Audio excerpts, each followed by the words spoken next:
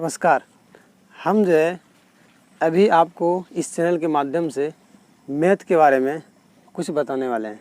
ठीक है, आपको इस चैनल से जो है ना मैथ की एक संपूर्ण जानकारी मिलेगी, लेकिन अभी फ़िलहाल के लिए आपको हम शुरुआत में से कुछ लेकर के चलते हैं। ये आयु से संबंधित होगा, इसमें से जो भी बताया जाएगा आपको आयु से संबंधित प्रश्न बताया जाएगा। चलिए जल्दी स्टार्ट करते हैं।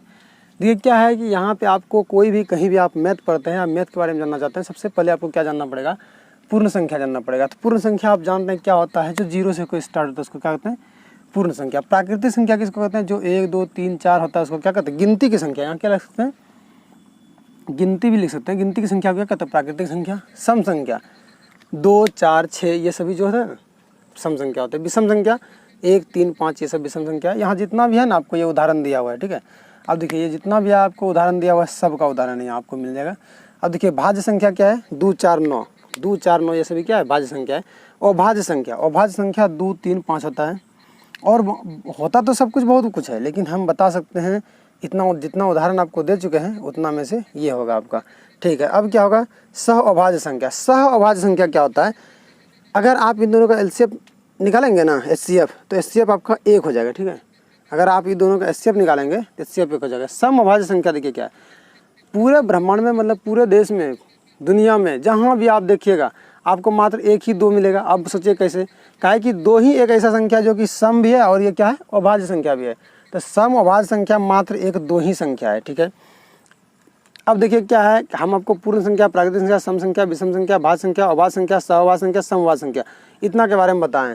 इतना अगर आपको मालूम है तो लगभग आप कुछ और देखिए, जैसे कि अभी क्या है, परिमेय संख्या है, वो परिमेय संख्या है, मतलब बहुत सारे ऐसे कुछ जो भी है उसको आपको छोटा छोटा टॉपिक को आपको घर में करना पड़ेगा और आपको यहाँ से भी इस चैनल के माध्यम से भी आपको बताया जाएगा। ठीक है, उसके बाद देखिए हम आपको क्या बताने वाले हैं मैथ में। हम बताएं जैसे कि आपको एक टॉपिक एज लेकर के आ रहे हैं, तो एज के बारे में हम आपको बताएंगे। ठीक है, एज में क्या है, हम बेसिकली एक सूत्र लेकर के चलते हैं एज में, जो क्या होता है लगभग सभी सवालों को ये आपका हल कर देगा। लेकिन क्या है ना कि टाइप वाइज सवाल होता है। इस टाइप वाइज सवाल में अगर आप आते हैं तो ये अगर आप सूत्र रट लेते हैं या ये सूत्र का अगर आप प्रयोग करते हैं तो मतलब समझ जाइए कि आपका काम हो जाएगा। तो ठीक है, अब देखिए इसमें हम बहुत सारा कुछ लिए हैं, जैसे अंतर लिए हैं, बाद वाले अनुपात लिए हैं, तिरछी गुना का अंतर लिए हैं। अंतर क्या होता है, यहाँ जो आपका अंतर दिख रहा है ना, ये जो अंतर है, ये अंतर ऐसा अंतर है जैसे देगा 5 वर्ष पूर्व हमारी उम्र क्या थी, उसका अनुपात दिया। 10 वर्ष बाद हमारी उम्र क्या होगी, इसका अनुपात दिया। तो 5 वर्ष पूर्व और 5 वर्ष बाद, 5 वर्ष पूर्व 5 वर्ष बाद, उसको दोनों को प्लस करेंगे क्या होगा, 10 वर्ष। इस दोनों के ये जितना भी हमें कह रहा है, तो 10 वर्ष के अंतर के बीच में हमें क्या कह रहा है, कुछ कह रहा है। तो 5 वर्ष पहले से शुरू किया और 5 वर्ष बाद तक ये हमारे पास कुछ उम्र को बता रहा है। तो 5 वर्ष पहले से 5 वर्ष बाद तक बता रहा है, मतलब 10 वर्ष के अंतर के उम्र को इन्होंने हमको बताया। तो इस तरीके से आपको जो देगा, जैसे कि मान लिया जा दिया 3 वर्ष पहले का उम्र का अनुपात 2 3 था, 5 वर्ष बाद के अनुपात का अंतर 6 2 हो गया, या कुछ भी हो सकता है ना। तो अनुपात कुछ भी हुआ, जैसे देख लीजिए 3 और 5, तो 5 और 3, 3 वर्ष पहले 5 वर्ष बाद, 5 3 कितना हो जाएगा, जुटेगा 8 हो जाएगा। ठीक है, इस तरह से आपको अनुपात दिया जाएगा। तो अब देखिए हम आपको बताते हैं कि जैसे कि ये सूत्र है आपका, इस सूत्र पे आप कौन सा सवाल बना सकते हैं और कैसे बना सकते हैं और किस टाइप के सवाल को आप इस सूत्र पे हल कर सकते हैं। आपको एज में एक बेसिकली टाइप के बारे में कभी कोई परेशानी नहीं होगा। सिर्फ आपको इतना ही करना है कि आप क्या कीजिए, सिर्फ इसी सूत्र को, सिर्फ और सिर्फ इसी सूत्र को आप नोट कीजिए, और इसी सूत्र से अभी हम आपको एक सवाल इस टाइप पे बताने वाले हैं, और जो सवाल आपको हम इस टाइप पे बता देंगे ना, उसी सवाल को और उस टाइप के सवाल को आप क्या कीजिए, 2 4 5 10 को अपने घर पे इसी सूत्र से, दूसरे किसी सूत्र से नहीं, इसी सूत्र से आप क्या कीजिए, बनाइए। आपको लगेगा बहुत बड़ा सूत्र है, अंतर गुना बाद वाले अनुपात का अंतर है बटे तिरछी गुना का अंतर, लेकिन ऐसा इतना बड़ा दिख रहा है, लेकिन ऐसा इसका कोई बहुत बड़ा है नहीं। जैसे आप यूज कीजिएगा ना, तो आप क्वेश्चन को देखिएगा और इसका आंसर बता दीजिएगा, मतलब सूत्र बड़ा लग रहा है लेकिन ऐसा कुछ है नहीं इसमें। अभी हम आपको बताएंगे, फिर आप अपने प्रैक्टिस कीजिएगा, देखिएगा कितना आसान लगेगा आपको, बहुत ज़्यादा आसान लगेगा। अब देखिए क्या है, तो हम अभी आपको क्या बता देते हैं थोड़ा सा, जैसे कि एक चीज़ ये बताना जरूरी है कि अभाज्य संख्या निकालने के लिए क्या होता है ना, जैसे कि कोई भी संख्या आपके पास आ जाए और अभाज्य संख्या निकालना है। जैसे कि मान लेते हैं कोई भी अभाज्य संख्या हम ले लेते हैं 173 ले लिए, कोई भी अभाज्य संख्या, ये अभाज्य संख्या है। अब देखिए आप क्या कीजिए ना, अगर आपको कभी मैथ में कोई परेशानी होता है या मैथ आप हल कर रहे हैं, करते करते अगर आपके पास कोई ऐसा शब्द आ जाएगा हम क्या लें नहीं लें, तो आप छोटे से ऐसे 12,995, 96, 98, हम बहुत बड़ा संख्या भी ले सकते हैं, लेकिन वैसा संख्या आपको लेना नहीं है। क्या कीजिए आप छोटा संख्या लीजिए और छोटे संख्या से आप क्या कीजिए अपने जो भी प्रैक्टिस कर रहे हैं उस प्रैक्टिस को आप चेक करके देखिए कि क्या इस छोटे अंक को लेने के बाद हमारा सक्सेस हो रहा है। अगर छोटे अंक को लेने के बाद आपका सक्सेस हो रहा है, इसका मतलब है कि आपका बड़े अंक को भी लेने के बाद यही नियम लागू हो जाएगा। तो छोटे अंकों को लेकर के आप उस नियम को फॉलो करके देखिए, अगर फॉलो होता है इसका मतलब है कि बड़े अंकों में भी क्या होगा, वो नियम फॉलो करेगा। तो चलिए 173 क्या हमारा एक अभाज्य संख्या हम लेते हैं और इसको चेक करते हैं। अभाज्य संख्या को चेक करने का रूल है कि आप इसके लगभग वर्ग के पास चले जाइए। एक किस संख्या का वर्ग हो सकता है, तो देखिए क्या है, आप बड़े 44 से 96, 15 कितना होता है, 15 का स्क्वायर कीजिए, 15 का स्क्वायर कीजिएगा 225 हो जाएगा, ठीक है। और आप 14 का स्क्वायर कर दीजिए, कितना होता है 169 हो जाएगा। अब इतना आपका स्क्वायर निकलेगा, ठीक है। तो 225 और 169, ठीक है। ओ सॉरी 13 169 96 होगा ना रे। अच्छा 14 का स्क्वायर आप करते हैं तो 196 करते हैं, ठीक है। देखिए ये थोड़ा मिस्टेक होता है कभी, 14 का 196 होगा, 196 अगर आपका होगा, यहाँ देखिए कितना 173, तब तो ये बहुत ही ज़्यादा हो गया। तो 15 हमको लेने का यहाँ कोई ज़रूरत है नहीं। हमारे दिमाग में आ रहा था 163 13 का स्क्वायर, इसीलिए क्या है ना ऐसा कुछ हुआ। तब देखिए क्या है ना 14 का अगर लेते हैं 196 आएगा। आप 13 ले लीजिए, आप क्या कीजिए 13 ले लीजिए, 13 का अगर लीजिएगा ना तो 169 आएगा। तो 169 अगर आता है आपका, तो देखिए इससे क्या है ये कम हो गया और इससे ये क्या है ज़्यादा है। तो आपको क्या करना है ना, जब चेक कर ही रहे ना एक बार थोड़ा क्या करना है, इससे थोड़ा ज़्यादा ओवर ले लेना है। तो 196 लेते हैं, 196 का है ना। अब ये कितना का स्क्वायर है, 14 का स्क्वायर है 196, 196 अगर 14 का स्क्वायर आता है तो ये कितना का स्क्वायर होगा, 14 से कम का ही स्क्वायर होगा कहीं ना कहीं। तो देखिए अब आपको स्क्वायर वगैरह देखना नहीं है, 14 का स्क्वायर इससे अगर 96 से ज़्यादा है 196, 173 से 196 अगर ज़्यादा आ गया और 14 का स्क्वायर पड़ता है, तो आप क्या कीजिए ना 14 से जितना भी छोटा, 14 से सभी छोटे अभाज्य संख्या लीजिए। क्या लीजिए, अभाज्य संख्या। अभाज्य संख्या से भाग देकर देखें, क्या करें, ये जो संख्या है और ये जो संख्या है इनसे थोड़ा सा ज़्यादा संख्या लेना है। ये 14 का स्क्वायर आ रहा है हमारा। अब 14 से सभी छोटे अभाज्य संख्या से भाग देकर देखना है। 14 से छोटा अभाज्य संख्या क्या है, 13 है। 13 से भाग देके देखिए, 13 कहाँ 13 होगा। अच्छा 4 बचा तो नहीं कटने वाला है, तो 13 से ये क्या होगा, नहीं कटेगा। आप क्या कीजिए ना डिवाइड करके देख लीजिए 13 से, फिर 13 के बाद क्या आएगा, 13 आएगा एक, फिर 13 के बाद क्या आएगा 12, 11, फिर क्या हो गया आपका 10 हो गया, 9 हो गया, 8 हो गया, 7 हो गया, 6 हो गया, 5 हो गया, 4 हो गया, 3 हो गया, उसके बाद 2 1 आएगा। इतना अभाज्य संख्या आता है। इन सभी अभाज्य संख्या से आप क्या कीजिए, इसको भाग दे के देखिए, ना ही तो 2 से तो कटेगा नहीं, काहे कि 2 का रूल ही ऐसा होता है। देखिए आपको रूल भी पता होना चाहिए सबका, ठीक है। जैसे देखिए 1 से कैसे कटता है, अभी आपको थोड़ा सा हम हिंट्स दे देते हैं उसके बारे में। कि 2 से तभी कटेगा जब लास्ट में 2 होगा, 3 से तभी कटेगा जब इसका योग कट रहा हो। देखिए 7 3 10 1 11, 11 नहीं कट रहा है, कहानी खत्म है। 5 से तभी कटेगा जब लास्ट वाला कट रहा हो, ठीक है। 0 होना चाहिए, 5 होना चाहिए लास्ट में। 7 से कोई रूल नहीं है, तो 7 से कटा के देखिए 7 दूनी 14, 3 और फिर 33 आ रहा है तो नहीं कटेगा। 7 1 ऐसे ऐसा कुछ होता है, 7 1 28 से 35, 7 से 35 हो गया, नहीं कटेगा। 11 से देखिए 11 से का होता है कि 11 से अगर आप डिवाइड करिएगा किसी चीज़ को, अच्छा रूल हम अभी आपको बताते हैं, 11 से डिवाइड नहीं होगा। तो यहाँ कितना बच रहा है हमारा 6 बच रहा है और नहीं होगा। फिर 13 से भी नहीं हो रहा है। मतलब क्या है ना कि 14 से छोटे जितने भी अभाज्य संख्या हैं सभी से ये किसी से भी कटाएं तो ये क्या हुआ, नहीं कटा। इसका मतलब ये क्या है, अभाज्य संख्या है। ऐसे ही क्या है 341 को भी हम चेक करके देखते हैं। 341 25 25, अच्छा 15 15 225, 16 2 56, 17 17 289, 18 324, 18 ले लीजिए। क्या लीजिए 18 आप ले लीजिए। 18 से क्या कीजिए, छोटे आइए। 18 से छोटा जितना भी अभाज्य संख्या है ना, सबको लेकर के आप चले आइए। 18 से छोटा कितना है, 18 के बाद क्या होगा, 17 हो जाएगा, फिर क्या हो जाएगा, 16 नहीं होगा, 15, 14, 13, 12, 11, 10, 9, 8, 7, 6, 5, 4, 3, 2 और 1, तो 2 हो गया। इतना हमारा अभाज्य संख्या है। अब इन सभी अभाज्य संख्या से आप क्या कीजिए ना, इनको कटा के देखिए, क्या 3, 4, 1 किसी भी अभाज्य संख्या से कट रहा है? बिल्कुल नहीं कटेगा। अगर जब इन सभी में से किसी से ये नहीं कट रहा है, इसका मतलब है कि ये क्या है, अपने आप में एक अभाज्य संख्या। ये जो 3, 4, 1 है, ये क्या है, अपने आप में एक अभाज्य संख्या होगा। 3, 4, 1, 173, ये सभी क्या है, अभाज्य संख्या। तो आप चेक लिए, अभाज्य संख्या चेक कैसे कर सकते हैं हम?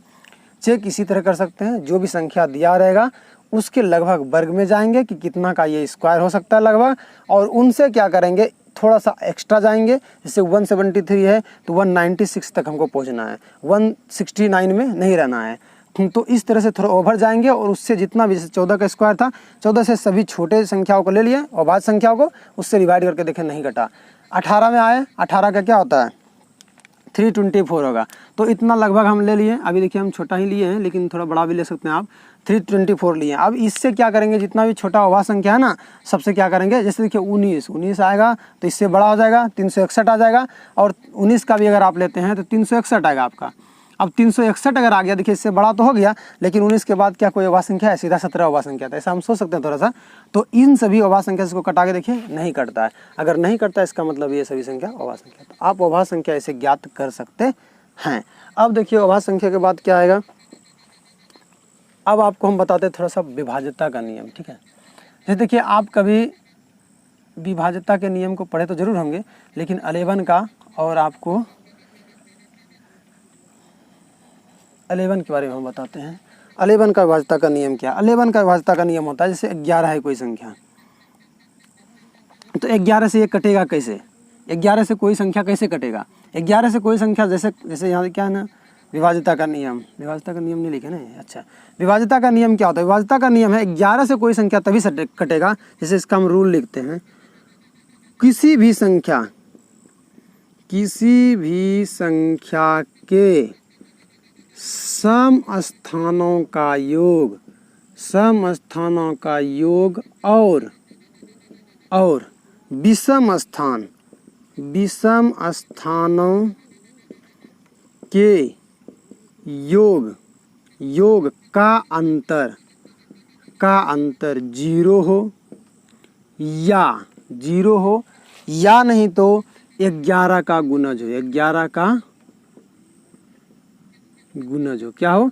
11 का गुणज हो। अगर ऐसा कुछ है, अगर 11 का गुणज आता है, जैसे कि किसी संख्या के सम स्थान एवं विषम स्थान, जैसे देखिए 1 3 3 1 लिए हम, ठीक है।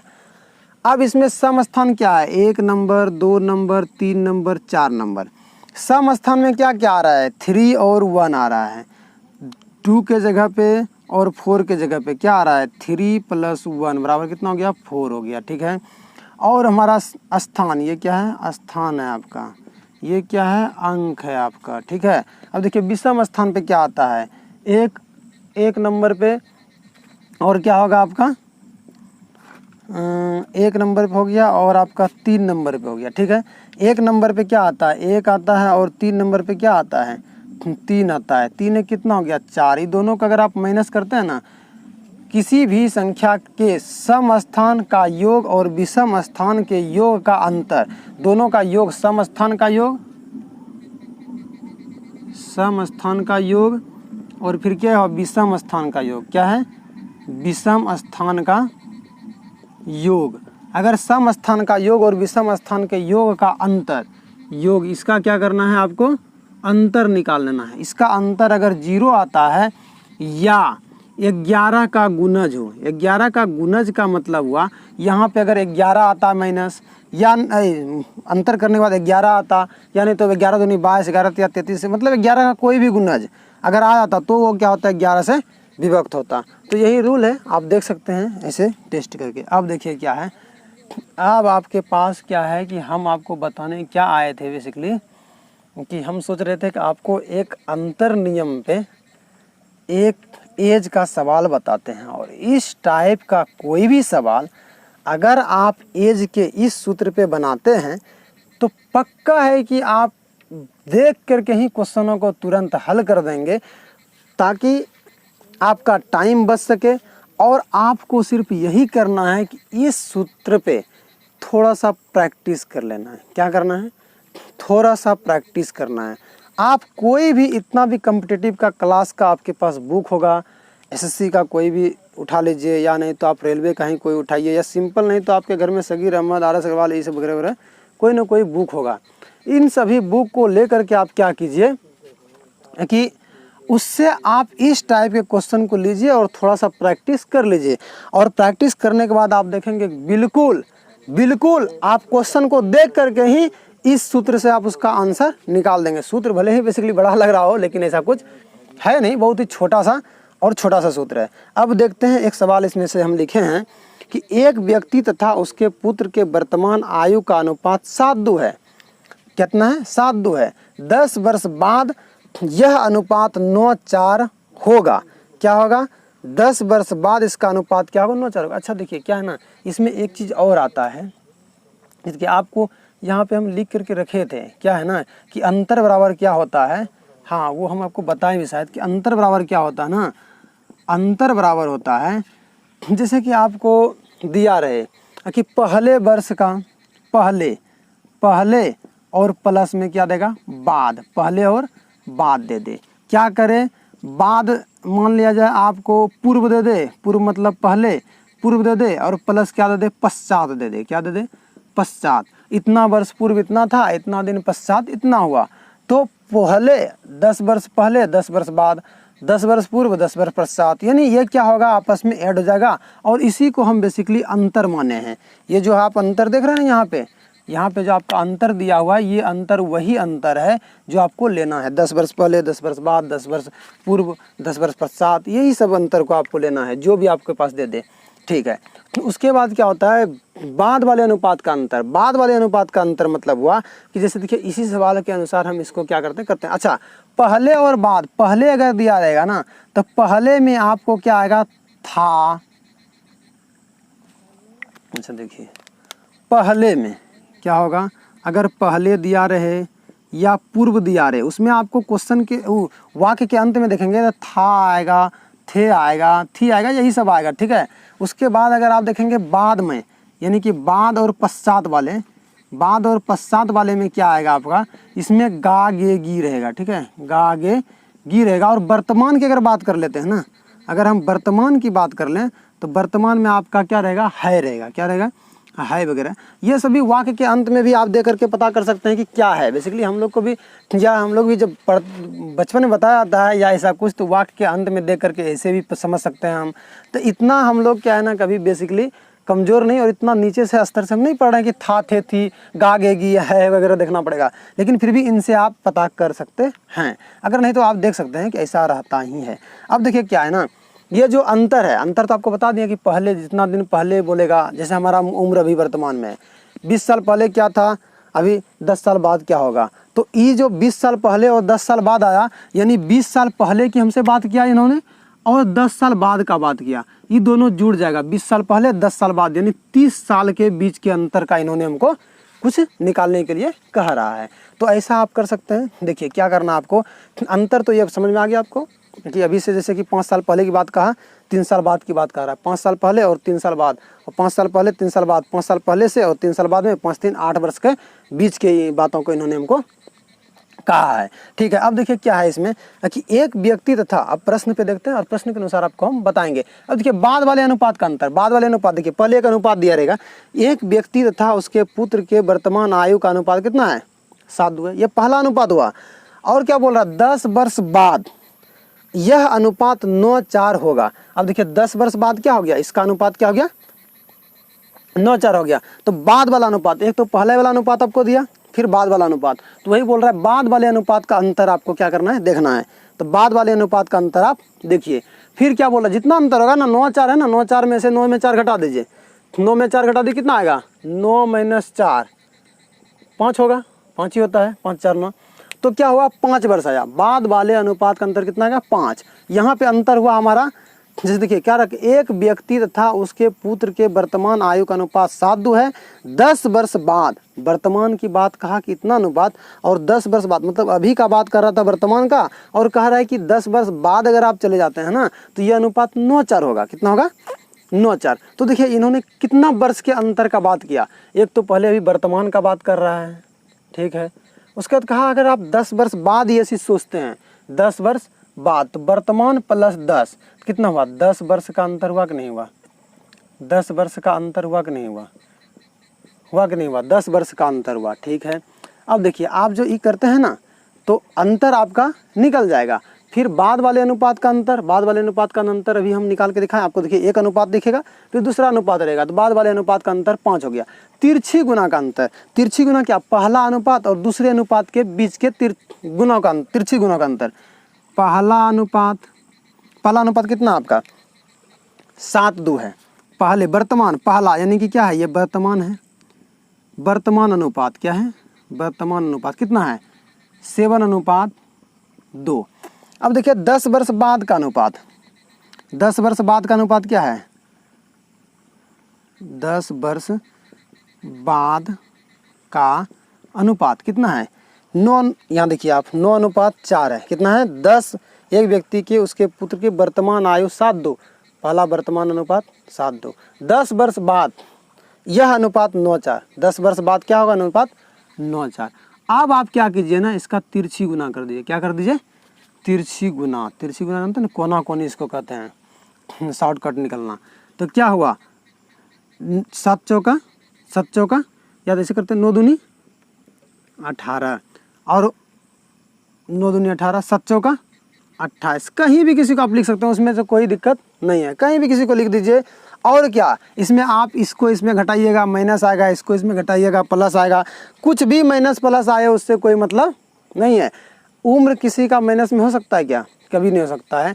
जैसे हमारा तो हम जन्म लिए होंगे तो उम्र पॉजिटिव में ही हुआ होगा, तो वही बात है, वहाँ से क्या होता है उम्र पॉजिटिव होता है। तो 18 और 28, अब इसको घटा दीजिए आप, क्या बोल रहा है तिरछी गुना का अंतर, दोनों अनुपात के तिरछी गुना का अंतर, यहाँ लिख भी सकते हैं दोनों अनुपात, दोनों अनुपातों के तिरछी गुना का अंतर यहाँ लिख दीजिए। अभी आप दोनों अनुपात के, दोनों अनुपात के तिरछी गुना का अंतर, तो दोनों अनुपात के तिरछी गुना का अंतर कितना हो गया 10 वर्ष हुआ कि नहीं हुआ, हाँ हुआ ना 10 वर्ष हो गया। अब आप क्या कीजिए ना, अब इस सूत्र पे इस सवाल को बैठा दीजिए, देखिए क्या निकलता है। यहाँ पे आपका अंतर आ गया, पहला अनुपात था 7:2, उसका क्या हुआ दूसरा अनुपात था 9:4, 7:2 पहला 9:4 दूसरा, तिरछी गुना दोनों का कर दिए, क्या आया 9 दूनी 18 आया, 7 चौक 28 आया। या किसी को भी आप किसी तरीके से गुना कर सकते हैं, 4 को 7 से, 9 को 2 से, 2 को 9 से, कोई दिक्कत नहीं है, ठीक है। आप ऐसे करके 7 चौक 28 भी यहाँ लिख सकते हैं, फिर 9 दूनी 18 भी ऐसे लिख सकते हैं। इसको जब अंतर करेंगे, तिरछी गुना का अंतर करना है, अंतर करेंगे तो यहाँ भी क्या आएगा 10 ही आएगा, और यहाँ माइनस आ जाए प्लस आ जाए उससे कोई मतलब नहीं है हमको। तो ये हो गया आपका अंतर, तिरछी गुना का अंतर। अब इस सूत्र पे क्या करते हैं बैठाते हैं। पहले क्या बोल रहा था, अंतर गुना बाद वाले अनुपात का अंतर, पहले अंतर लेते हैं। अंतर, अंतर क्या है भाई वर्षों का अंतर, यहाँ भी लिख दीजिए थोड़ा सा, वर्षों का अंतर क्या है, वर्षों का अंतर, वर्षों का अंतर क्या हुआ वर्षों का अंतर। तो वर्ष का अंतर कितना है, एक व्यक्ति तथा उसके पुत्र के वर्तमान आयु अनुपात 10 वर्ष बाद, वर्तमान और 10 वर्ष बाद, अभी से और 10 वर्ष बाद से, अभी और 10 वर्ष बाद में कितना अंतर हुआ 10 वर्ष का अंतर हुआ। तो अंतर लिखिए यहाँ 10, क्या लिखिए वही लिखिए, उस इसी सूत्र पे हम क्या कर रहे हैं इस सवाल को यहाँ बना रहे हैं। 10 वर्ष का अंतर बोल रहा है तो यहाँ लिखिए क्या 10 वर्ष अंतर गुना बाद वाले अनुपात का अंतर। बाद वाला अनुपात कितना है हमारा, बाद वाला अनुपात यहाँ होगा वर्तमान का इतना, 10 वर्ष बाद वाले अनुपात कितना है 9:4, एक अनुपात ये और एक अनुपात ये, बाद वाला 9:4। तो बाद वाले अनुपात का अंतर कितना है 5 हो गया हमारा। यहाँ पे रेड कलर ले लेते हैं, ठीक है थोड़ा बेहतर रहेगा। हाँ देखिए अब क्या है 10 वर्ष आया अंतर वर्षों का, 5 वर्ष बाद वाले अनुपात का अंतर, ठीक है। बटे, देखिए कितना सूत्र बहुत लंबा लग रहा है आपका, सवाल भी देखिए छोटा ही है और लंबा भी आता है, ऐसा नहीं कि लंबा नहीं आएगा, लंबा भी आएगा। और देखिए ये देखिए कितना छोटा सा मतलब इसका हल निकलेगा, तिरछी गुना का अंतर।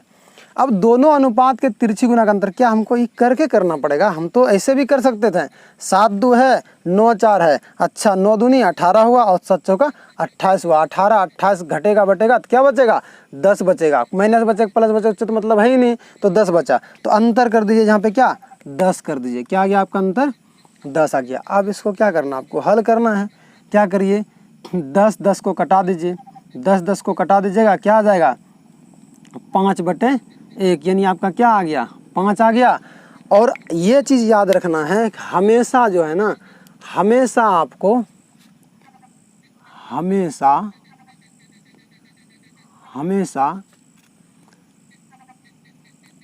आंसर को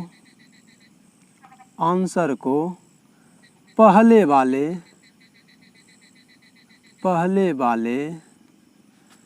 अनुपात में, क्या है? पहले वाले अनुपात में, हमेशा आंसर को पहले वाले अनुपात में ही गुना करना है। क्या करना है? ही गुना करना है। अगर आप हमेशा जब भी करना है आपको पहले वाले अनुपात में ही क्या करना है, जब भी गुना करना है पहले वाले अनुपात में ही करना है। अगर आप पहले वाले अनुपात में नहीं करके, ये जो आंसर है हमारा 5 आया ना, यहाँ पे 5 जो आंसर आया, ये हमेशा हम पहले वाले अनुपात में अंतर करेंगे। पिता का उम्र निकालेंगे, पिता का तो क्या है वर्तमान, एक व्यक्ति तथा उसके एक व्यक्ति तथा उसके पुत्र के वर्तमान आयु, तो व्यक्ति पहले आएगा फिर पुत्र होगा, ये क्या होगा व्यक्ति का होगा, और ये क्या होगा उसके पुत्र का होगा। तो व्यक्ति का निकालना है, उसके पिता का निकालते हैं हम। पिता का अगर निकालें तो क्या होगा 7, एक व्यक्ति था उसके पुत्र, तो ये पिता ही हुआ ना, तो 7 गुना क्या करेंगे 7 गुना 5 करेंगे। पिता का निकालने के लिए 7 गुना 5 बराबर कितना हो गया 35 वर्ष उसके फादर का उम्र हो गया।